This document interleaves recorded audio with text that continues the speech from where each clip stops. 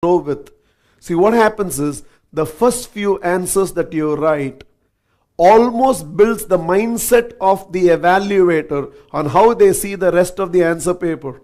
So when you get your first few answers, which you're thoroughly sure about, and when you get that right and you earn the excitement of the one who is evaluating your answer paper, then the entire flow of how they correct the rest of the answer paper dramatically changes.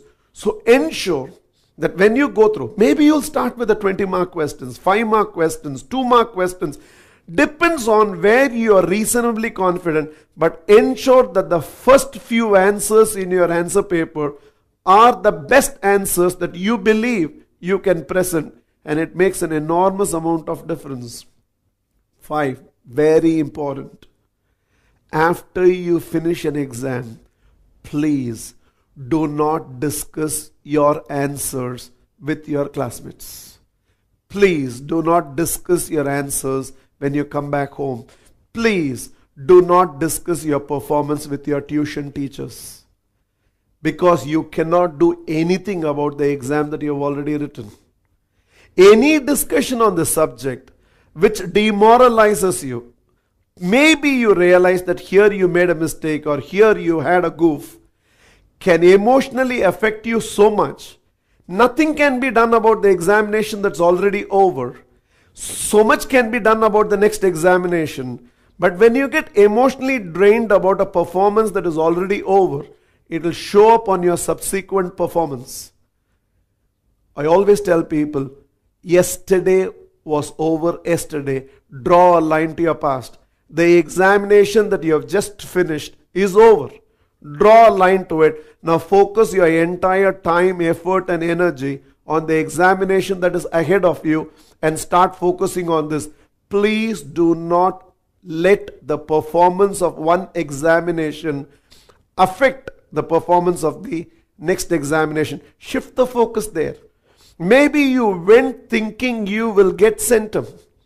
Maybe now you realize you made one careless mistake and it's only going to be 99. But please understand, your focused attention still will get you 100 in the next examination, in the next paper, in the next subject. But if you let this 99 affect you too much, and this diffidence may make you perform another careless mistake in the next examination, leaving you at 98, when you could have been 99 in this paper and 100 out of 100 in the next. So go for it. So do not discuss the performance of one examination after the examination is over.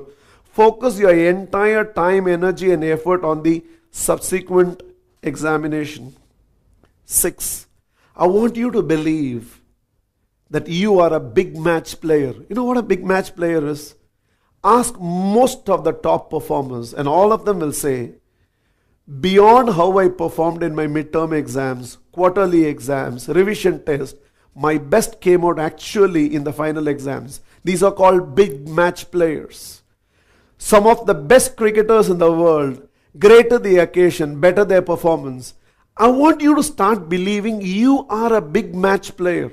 And the more and more you start believing you're a big match player, you will not think that your performance in these examinations are going to be related to how you performed in the earlier examinations, but you will surpass your own expectations.